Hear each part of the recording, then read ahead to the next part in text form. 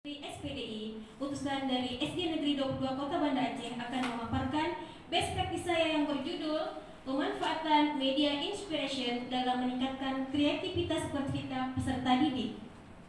Adapun hal yang mendasari pemilihan judul tersebut adalah yang pertama, kemampuan bercerita peserta didik yang masih sangat rendah.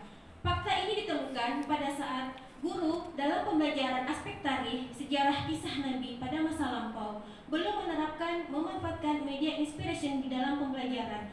Guru masih menerapkan pola lama, metode ceramah, demonstrasi, dan memberikan suguhan bahan bacaan kepada peserta didik untuk menghafal, sehingga ini berdampak pada hasil akhir pembelajaran yang belum optimal.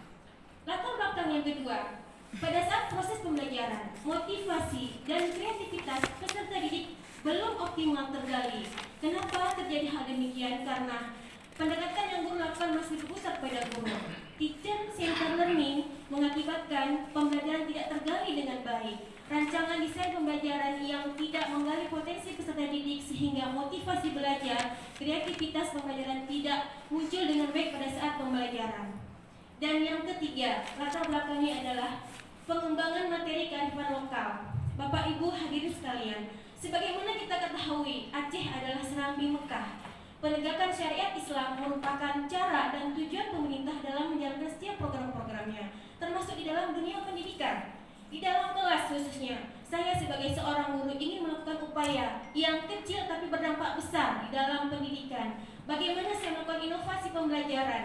Bagaimana saya selaku guru pendidikan agama Islam menciptakan kondisi pembelajaran yang kondusif, kondisi pembelajaran yang inovatif dengan mengintegrasikan satu komputer dengan media inspiration di dalamnya, sehingga tidak hanya menggali intelektual siswa saja, tapi mampu menerapkan, mengaplikasikan hal baik, praktek baik dari nilai keteladanan kisah Nabi yang mereka pelajari, sehingga siswa cerdas secara intelektual, cerdas secara akhlak.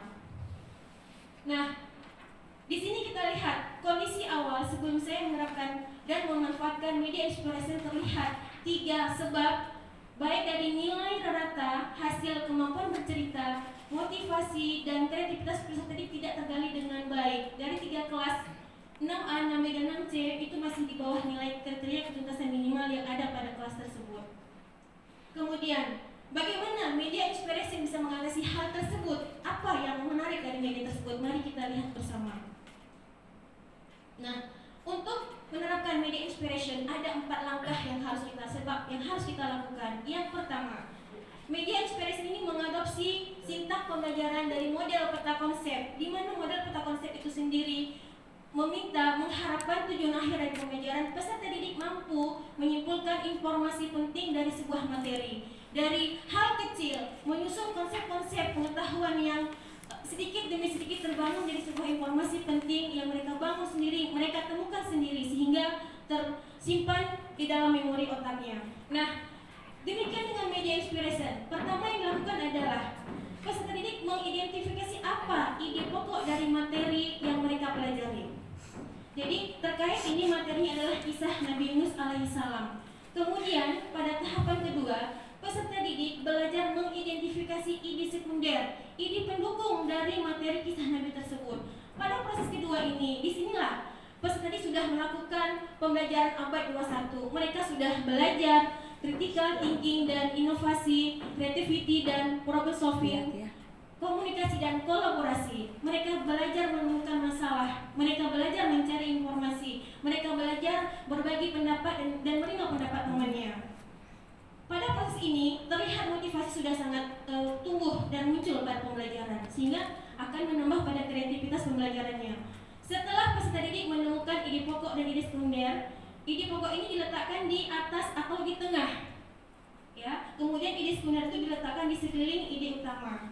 Setelah mereka nanti menginput semua ini menjadi sebuah peta konsep, maka untuk menceritakan kisah Nabi atau sejarah masa lalu yang mereka pelajari, mereka akan terbiasa membuat sebuah cerita dari hal-hal yang mereka ingat, ya, dari sudah mereka susun dalam memori otaknya, bukan menghafal dari teks di dalam buku.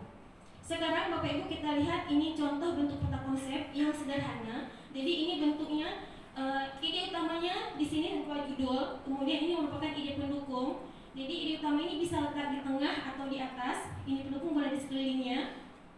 Nah, bagaimana mengimplementasikan media inspiration itu dalam pembelajaran?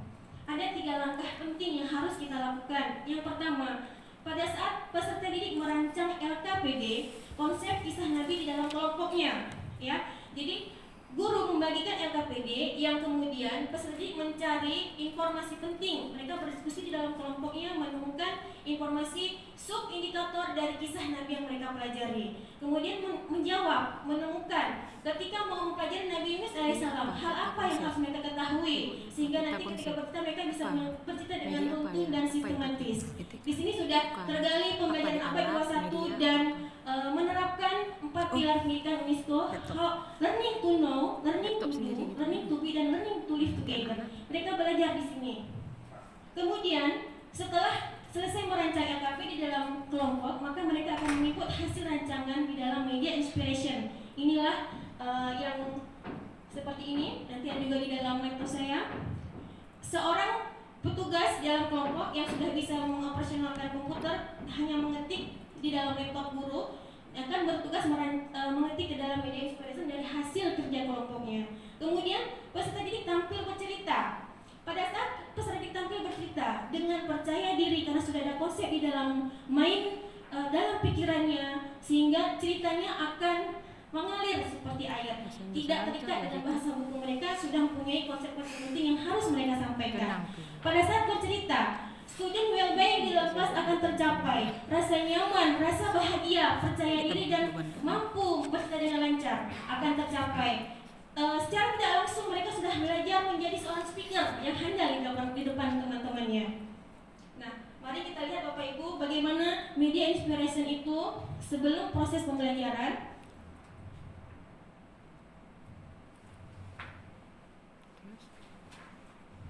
Nah, ini terlihat media inspiration sebelum pembelajaran masih belum ada isinya. Nanti pas tadi akan mengetikkan di sini central idenya itu apa. Jadi tadi kisah Nabi Yunus, maka di idenya itu adalah nama dari kisah Nabi Yunus. Di sekeliling ini merupakan sub indikator atau indikator penunjangnya. Nanti mereka mengetikkan di sekelilingnya. Kemudian hasil proses pembelajaran, media inspiration yang sudah dirancang oleh peserta didik bersama-sama dari perwakilan setiap kelompok.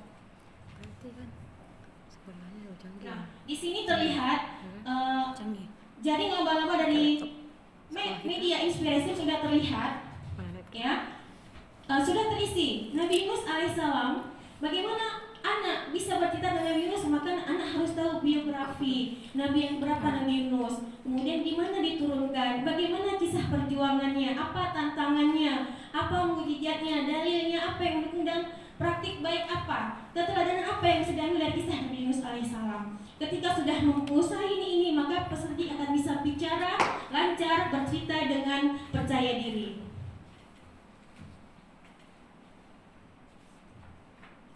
Namun Bapak Ibu, ketika kita menerapkan sebuah model, sebuah media dalam pembelajaran, tetap ada tantangan yang kita temukan. Termasuk pada saat menerapkan media inspiration ini, ada 2 hal utama yang saya dapatkan tantangannya. Itu yang pertama adalah pengelolaan waktu.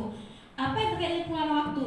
Ketika peserta didik merancang di dalam kelompoknya, di situ terlihat mereka sangat bahagia memberi warna pada peta konsepnya, berdiskusi, mencari. Ketika guru tidak mengatur dengan waktu yang baik, maka ini menjadi hambatan. Kemudian pada saat bercerita, karena bercerita itu merupakan kompetensi pribadi yang harus diterima oleh peserta didik untuk diukur oleh guru. Guru harus mampu mengelola waktu di sini.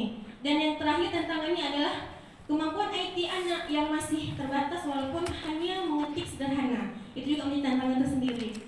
Namun bagaimana kita seorang guru bisa menjadikan tantangan menjadi peluang, menjadikan tantangan menjadi pendukung di dalam kelas? Apa yang bisa saya lakukan? Yang pertama, saya harus mampu mengelola kelas dengan baik. Saya harus menyampaikan kepada peserta didik setiap langkah kegiatan di kelas mempunyai waktu, sehingga mereka bekerja berdasarkan waktu yang sudah kita tentukan. Kemudian saya harus mempersiapkan dengan matang baik dari desain pembelajarannya, alat-alat yang saya butuhkan, kemudian bagaimana pelaksanaan dan evaluasi pembelajaran, dan yang terakhir saya harus menyampaikan aspek penilaian jelas kepada peserta didik, baik rancangan LKPD-nya dan apa yang harus dia lakukan, aspek cerita pada saat bercerita di depan kelas.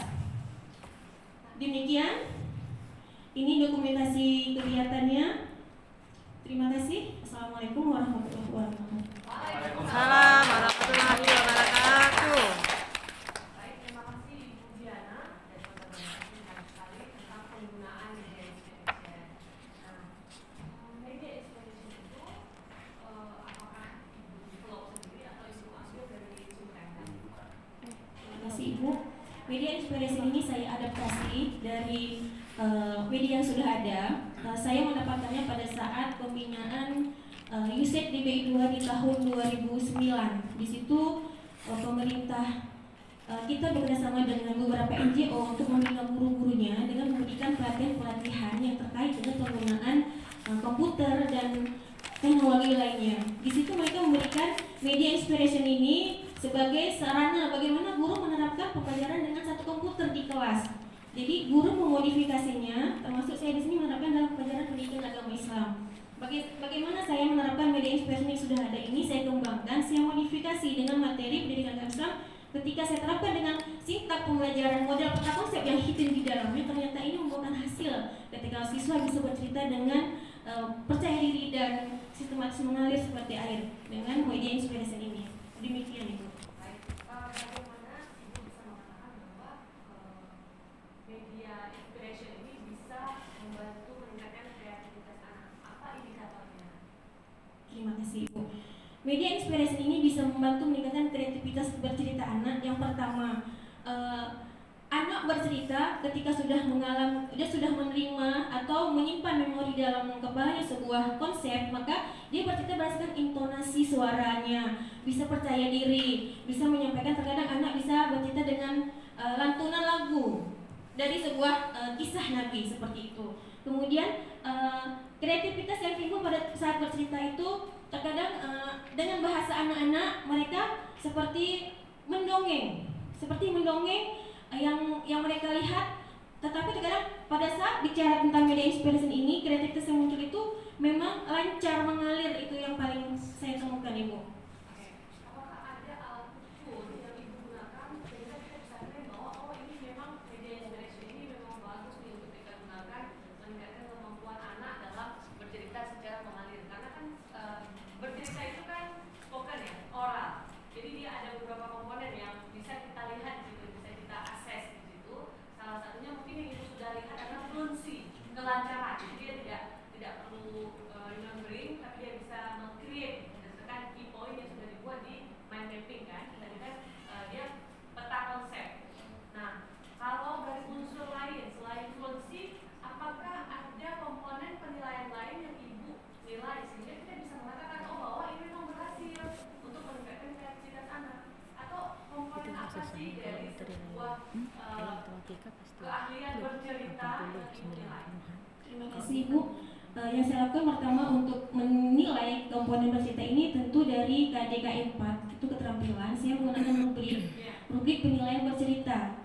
Jadi ada beberapa komponen yang saya nilai. Yang pertama itu percaya diri Bu. Saya nilai dulu dari penampilannya dulu, belum bicara tapi percaya diri dulu, tampil di depan. Kemudian kelancaran saat menyampaikan materi cerita tersebut. Kemudian yang ketiga, isinya sesuai dengan yang sesuai dengan materi pada saat itu.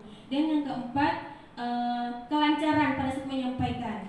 Jadi ada beberapa komponen ini yang saya lakukan. Jadi setiap anak pada saat tampil itu ada 4 komponen ini, ada kriteria yang sangat baik, cukup dan kurang baik seperti itu. Ya, berarti yang pertama tadi ada percaya diri ya. Percaya diri, kemudian kelancaran, kemudian konten, materinya, substansinya. Jadi maksudnya cerita Nabi Yunus, nanti tiba-tiba lari ke Nabi Nuh kan? Nggak pas juga kan? Walaupun dia selancar air mengalir gitu, tapi kontennya sudah tidak sesuai.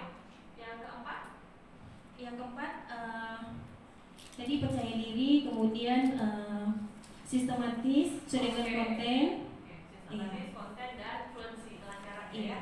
Baik, dari beberapa anak kan kalau misalnya yang berhasil itu satu anak, kita nggak bisa lihat bahwa itu berhasil. Jadi di kelas Ibu itu berapa persen kira-kira penerapan media inspiration ini bisa meningkatkan kreativitas anak dalam bercerita atau meningkatkan kemampuan mereka dalam bercerita? Izin saya sampaikan di sini Bu, ada. Nah, di hasil akhir ini terlihat kemampuan bercerita anak rata-rata 88% dari 3 kelas. Ini ada, kebetulan saya melihat 3 kelas Bu, 6A, 6B, 6C. Itu di kelas 6A itu sudah 88% yang sudah lancar bercerita sesuai dengan rubrik penilaian yang sudah saya lakukan. Di kelas 6B 87%, demikian juga di kelas 6C. Berdasarkan nilai KKM di kelas saya 75 untuk mata pelajaran agama, alhamdulillah ini sudah sangat memuaskan sekali Bu. Berarti di atas KKM ya? Iya. Itu yang hitam itu apa Bu? Yang hitam ini untuk menilai motivasi dan yang satu lagi untuk kreativitasnya. Motivasi. Berarti Iya. ada komponen motivasi juga yang dikaji Iya. selain kreativitas. Oke, kreativitas tadi yaitu dengan rubrik yang Ibu sampaikan tadi. Iya. Kalau motivasi ukurnya gimana? Motivasi pada saat proses pembelajaran Ibu, jadi pada saat pembelajaran bagaimana mereka berinteraksi dengan teman, memberikan saran-saran, itu bisa kita nilai pada saat penilaian proses pembelajaran di aktivitasnya. Berarti hanya observing ya? Iya. Anak tidak diberikan kuesioner gitu untuk menjawab kuesioner. Kelas berapa Bu? Kelas 6. Kelas 6 ya? Oke. Padahal kalau diberikan kuesioner Kembali. juga bisa ya, kelas 6 kan udah lancar membaca ya. Oke, berarti boleh hanya Ibu yang selaku gurunya yang mengobserve ya, mengawasi bagaimana siswa itu berinteraksi antara satu sama lainnya. Oke, berarti hasilnya meningkat atau gimana Bu? Alhamdulillah hasil akhir dari kegiatan pembelajaran dengan menerapkan pemanfaatan media inspirasi ini sangat berhasil dengan baik, meningkatkan kreativitas bercerita peserta didik dan sangat memuaskan. Demikian Ibu. Baik,